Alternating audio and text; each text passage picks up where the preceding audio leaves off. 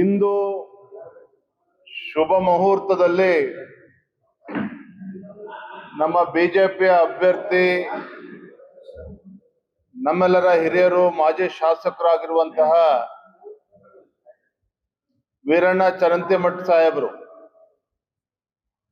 ತಮ್ಮ ನಾಮಪತ್ರವನ್ನ ಸಲ್ಲಿಸ್ತಾ ಇದ್ದಾರೆ.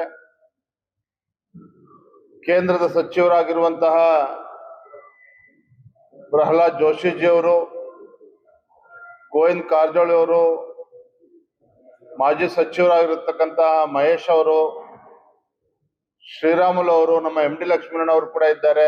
ಎಲ್ಲ ಜಗದೀಶ್ ಶೆಟ್ಟರ್ ಅವರು ಮಾಜಿ ಮುಖ್ಯಮಂತ್ರಿಗಳು ಕೂಡ ಬರ್ತಾ ಇದ್ದಾರೆ. ಎಲ್ಲರ ಸಮ್ಮುಖದಲ್ಲಿ ತಮ್ಮ ನಾಮಪತ್ರವನ್ನು ಸಲ್ಲಿಸ್ತಾ ಇದ್ದಾರೆ. ಸಾವಿರಾರು ಸಂಖ್ಯೆಯಲ್ಲಿ ಪಕ್ಷದ ಕಾರ್ಯಕರ್ತರು, ಅಭಿಮಾನಿಗಳು ಮೆರವಣಿಗೆಯಲ್ಲೂ ಕೂಡ ಪಾಲ್ಗೊಳ್ತಾ ಇದ್ದಾರೆ.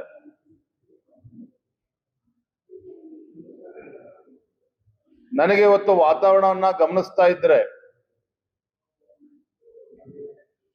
ಬಾಗಲಕೋಟೆಯ ಉಪಚುನಾವಣೆಯಲ್ಲಿ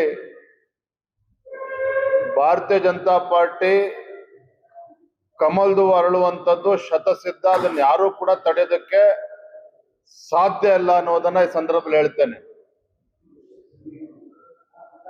ನನಗೆ ಗೊತ್ತಿದೆ, ಹಿಂದೆ KR ಪೇಟೆ ಉಪಚುನಾವಣೆಯಲ್ಲಿ, ಶಿರಾ ಉಪಚುನಾವಣೆಯಲ್ಲಿ ಯಾವ ರೀತಿ ಕಾಂಗ್ರೆಸ್ ಅವರು ಜಂಡಾ ಹೂಡಿದ್ರು, ಯಾವ ರೀತಿ ತಂತ್ರ ಕುತಂತ್ರಗಳನ್ನ ಮಾಡಿದ್ದಾರೆ, ಎಲ್ಲವನ್ನೂ ಕೂಡ ನಾನು ಕೂಡ ಹತ್ತಿರದಿಂದ ಬಲ್ಲವನಾಗಿದ್ದೇನೆ. ಮಾನ್ಯ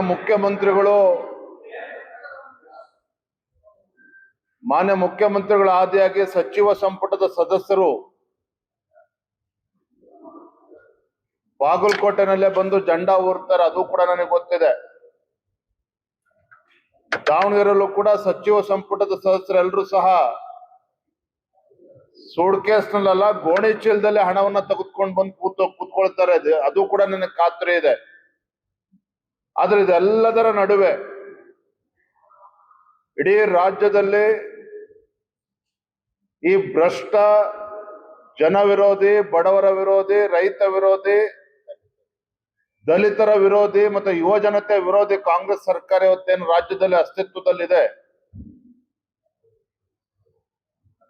ಈ ನಾಲಾಯಕ ಕಾಂಗ್ರೆಸ್ ಸರ್ಕಾರದ ವಿರುದ್ಧ ಜನ ಬೇಸತ್ತಿದ್ದಾರೆ, ರಾಜ್ಯದ ಜನ ಬೇಸತ್ತಿದ್ದಾರೆ. ಡಯಾಬಿಟಿಸ್ಗೆ ಮೆಡಿಸಿನ್ ತಗೊಂಡು ಶುಗರ್ ಕಂಟ್ರೋಲ್ ನಲ್ಲಿದ್ದೀರಾ? ಆದ್ರೆ ಸತ್ಯ ಏನ್ ಗೊತ್ತಾ, ಅವು ರಕ್ತದ ಶುಗರ್ ಲೆವೆಲ್ ಅನ್ನ ಕಡಿಮೆ ಮಾಡ್ತವೆ ನಿಜ, ಆದ್ರೆ ದೀರ್ಘಕಾಲದವರೆಗಲ್ಲ. ಹೃದಯ, ನರಮಂಡಲ, ಕಿಡ್ನಿ, ಲಿವರ್ ಮೇಲೆ ಒತ್ತಡ ಬೀರುತ್ತೆ. ಒಂದು ಹೋಗಿ ಇನ್ನೊಂದಾಗುತ್ತೆ. ಮೆಹಾಟೋನ್ ಕೇರಳದ ಆಯುರ್ವೇದ ಫಾರ್ಮುಲೇಷನ್. ಇದು ಶುಗರ್ ಮಾತ್ರ ಕಂಟ್ರೋಲ್ ಮಾಡಲ್ಲ, ಇಡೀ ಮೆಟಾಬಾಲಿಕ್ ಬ್ಯಾಲೆನ್ಸ್ ಅನ್ನೇ ರಿಪೇರಿ ಮಾಡಿಬಿಡುತ್ತೆ. ಮೆಹಾಟೋನ್ ದೀರ್ಘಕಾಲದ ಸಹಜ ಜೀವನಕ್ಕೆ ಸಹಾಯ ಮಾಡುತ್ತದೆ.